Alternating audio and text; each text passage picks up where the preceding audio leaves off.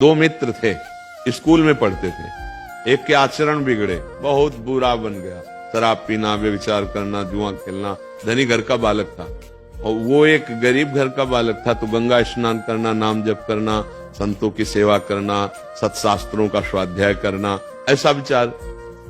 अब वो धीरे धीरे दोनों का भाव अलग होने के कारण मित्रता हट गई।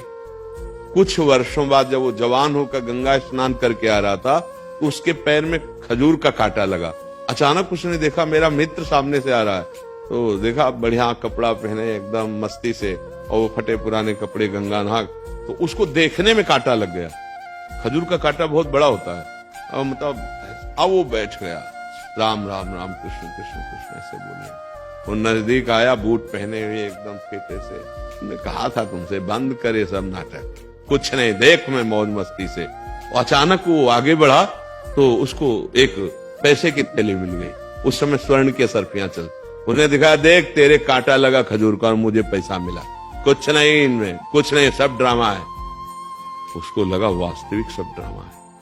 जीवन से मैं चल रहा हूं, धर्म से चल रहा हूं, तो खाने की व्यवस्था ठीक से नहीं, और देखो इसको असरफियों का थैला मिल गया।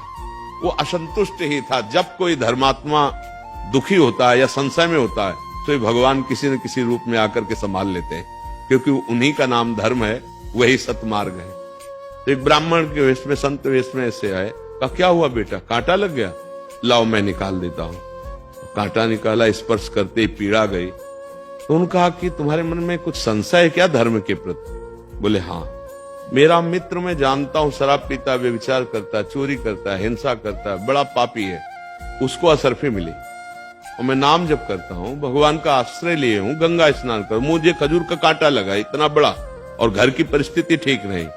क्या यही भगवान के भजन का फल है क्या? तो उनका बेटा तुम देख नहीं पा रहे हो, मैं तुम्हें बता रहा हूं, पूर्व जन्म में तुमने बहुत पाप किए, ऐसे ही जैसे तुम्हारा मित्र कर रहा है। इस जन्म में तुमने गंगा स्नान और पुण्य कार्य किया, तुम्हें इस जन्म में सूली की सजा मिलती। सूली की सजा खजूर के कांटे से खत्म हो गई। अब तुम्हारे पाप नष्ट हो गए, पुण्य का नंबर आ रहा, तो इस लोक और परलोक सब जगह सुख भोगोगे, क्योंकि तुमने अच्छे कार्य किए। और ये पूर्व जन्म में पुण्य किया था, इस जन्म में पाप किया, इसको राजा बनना था, तो ये भोग प्राप्त करके एक थैली असरफी, और जिस दिन ये सब खर्चा हो गई असरफी, उस दिन उसके पुण्य नष्ट हो जाएंगे। अब ये वर्तमान का पाप और पूर्व का पाप मिलकर इसको नष्ट कर देगा। तुम धर्म के प्रति संशय मत करो।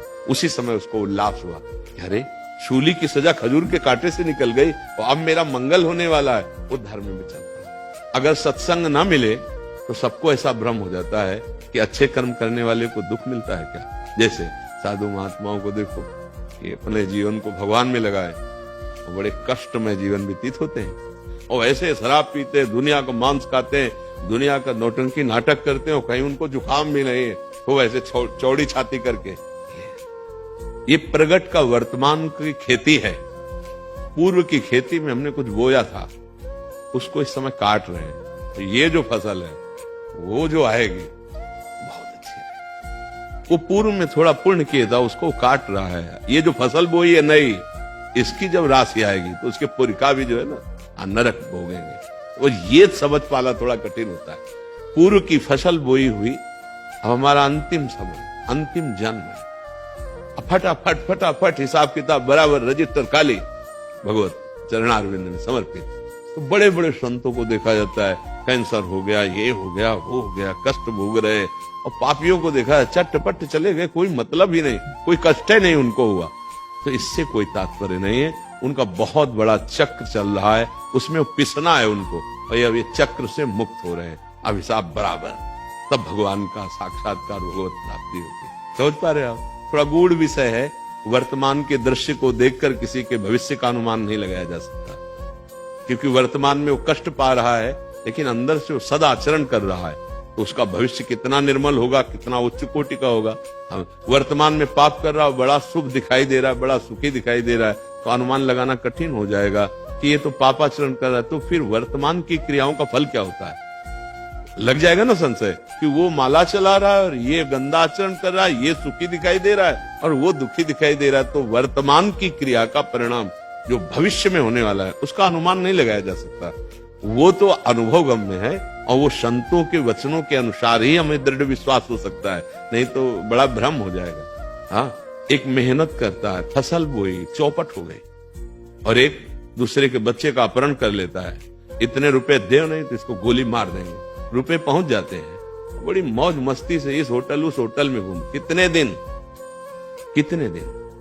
ऐसा नहीं कि परिणाम इससे बच जाएंगे, परिणाम यहाँ का तो ब्याज होगा, मूल भोगना पड़ेगा, नरक आदि, और फिर अन्य नीच योनियों में जाना पड़ेगा। इसलिए बच्चा कभी ऐसी बातों में संशय न करे, कभी ऐसी अपनी आस्था और आस्तिकता को हिलने न दे। हमारी आस्था बड़ी दृढ़ होनी चाहिए कि धर्म और अच्छे आचरण का फल अच्छा ही होगा, अधर्म और बुरे आचरण का फल बुरा ही होगा, आज नहीं तो निश्चित कल पक्का होगा, इसमें संशय नहीं करना चाहिए। समझ पा रहे हैं आप?